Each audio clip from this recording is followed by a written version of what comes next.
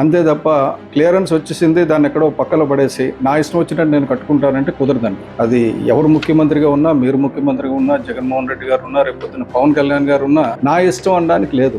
మీరు చట్టాల ప్రకారంగా చట్టాలకు అనుగుణంగా చేయాలి. ఎందుకంటే నేషనల్ గ్రీన్ ట్రిబ్యునల్ అమరావతి మీద ఒక అద్భుతమైన తీర్పు ఇచ్చింది. 17/11/2017 నాడు ఆ తీర్పు విడుదలైంది.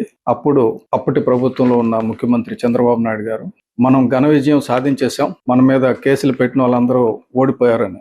కానీ ఆయన విజయం సాధించలేదు, కేసు పెట్టిన వాళ్ళు ఓడిపోలేదు. అమరావతిని ఒక నిర్మాణాన్ని అక్కడ పాడవకుండా ఉండేటట్టు చేయమని చెప్పేసి ఈసీ కండిషన్లు తూచా తప్పకుండా అమలు చేయమని చెప్పి అది ఇచ్చిన తీర్పు. ఆ తీర్పు క్లుప్తంగా సారాంశం చెప్పాలి. ఎందుకంటే ప్రజలకి ఇదివరకు అమరావతి మీద కేసులు వేశారు, అభివృద్ధిని ఆపేశారు అన్నారు. అమరావతి మీద కేసులు వేసిన అభివృద్ధిని ఆపల.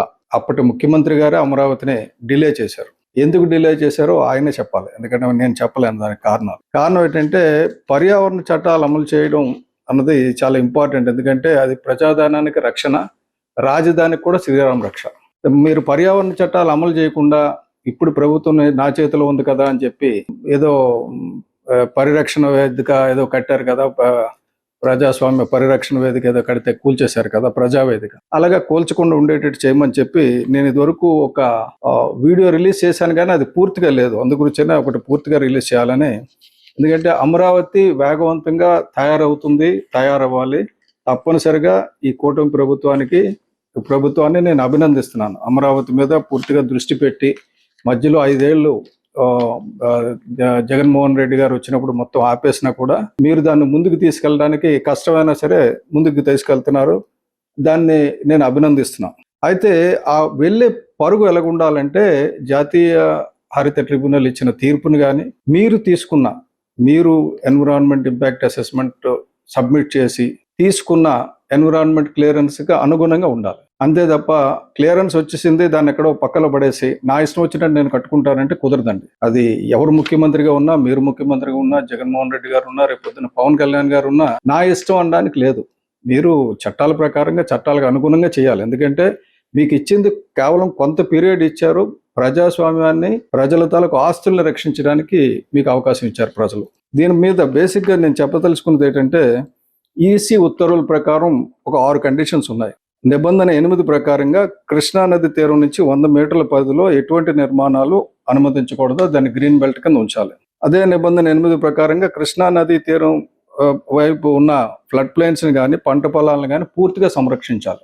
మూడోది నిబంధన 9 ప్రకారం కృష్ణానదికి సమాంతరంగా 2 నుంచి 3 కిలోమీటర్ల విస్తీర్ణంలో అత్యంత జీవ వైవిధ్య గల ప్రాంతాన్ని కేవలం బ్లూ గ్రీన్ ఇన్ఫ్రాస్ట్రక్చర్ అభివృద్ధి కోసం మాత్రమే కేటాయించాలి. ఈ పరిధిలో అత్యంత విలువైన వ్యవసాయ భూములు ఈ ఫ్లడ్ ప్లైన్స్ ని ధ్వంసం చేయకుండా నగర అవసరాలకు పట్టణ వ్యవసాయాన్ని ప్రోత్సహించాలి. మీరు వినాలి, చంద్రబాబు నాయుడు గారు మీరే వినాలి.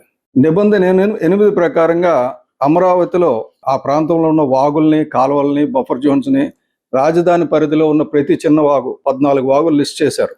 ఆ ప్రతి చిన్న వాగుల్ని దానికి ఇరువైపులా 30 మీటర్లు చెట్లు నాటి దాన్ని రక్షించాలని, దాని కాంటూర్స్ని చేంజ్ చేయొద్దని, అలాగే పెద్ద జలాశయాలకి 50 మీటర్ల చుట్టూ ఎటువంటి నిర్మాణాలు చేపట్టొద్దని చెప్పారు. నెక్స్ట్ నిబంధన 7 ప్రకారంగా అమరావతిలో ప్రాంతంలో ఉన్న 4815 హెక్టార్ల సహజ జలాశయాలను పూర్తిగా కాపాడాలి. ఇవి మీకు ఇచ్చిన నిబంధనలు. ఈ నిబంధనలు పాటించమని కోరుతున్నా. ఎందుకంటే పాటిస్తున్నట్టు నాకు ఎక్కడా కనపడడంలా. కాబట్టి నేను సవినయంగా విజ్ఞప్తి చేస్తున్నా. ఎందుకంటే భవిష్యత్తులో ఇబ్బందులు రాకుండా మళ్ళీ హైడ్రా లాంటిది ఏదో వచ్చి మన రాష్ట్రంలో పవన్ కళ్యాణ్ గారు చెప్పినట్టు 15 సంవత్సరాల తర్వాత అయినా సరే వేరే ప్రభుత్వం వచ్చి ఇవన్నీ కూలగొడితే అది ప్రజలకి నష్టం, ప్రభుత్వానికి నష్టం, మన అభివృద్ధికి కూడా విఘాతం ఏర్పడుతుంది. అలాగే నేషనల్ గ్రీన్ ట్రిబ్యునల్ 2 కమిటీలను ఏర్పాటు చేసింది. మీకు గుర్తుందో లేదో నాకు తెలియదు.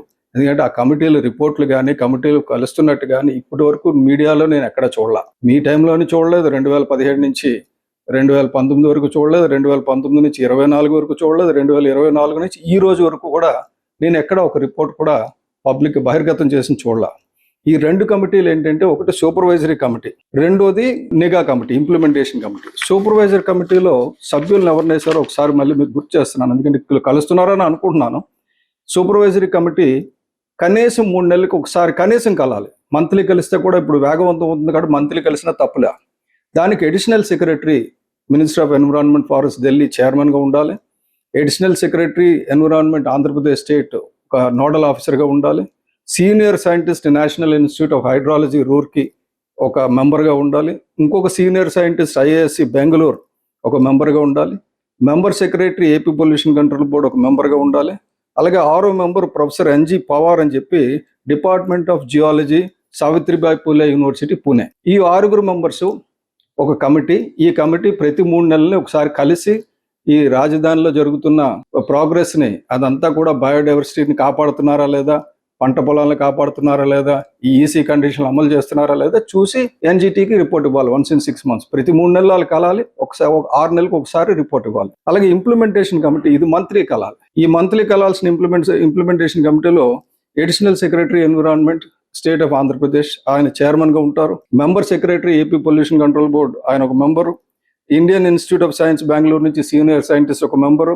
అలాగే కడియాల వెంకటేశ్వరరావు గారు అని former microbiology, Srikrishnadevaraya university Anantapur, ఆయన ఒక మెంబర్. ఈ 4 మెంబర్స్తో ఉన్న కమిటీ ఇది ప్రతి నెల కలాలి. కలుస్తుందా లేదో తెలియదు నాకు.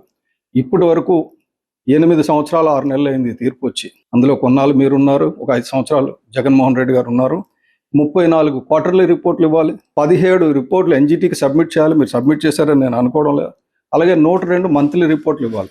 ఇవన్నీ కొద్దిగా ప్రజలకి బహిర్గతం చేస్తే బాగుంటుంది. దీని ప్రకారంగా ముందుకెళ్తే బాగుంటుందని చెప్పి సవినయంగా మనం చేసుకున్నాను.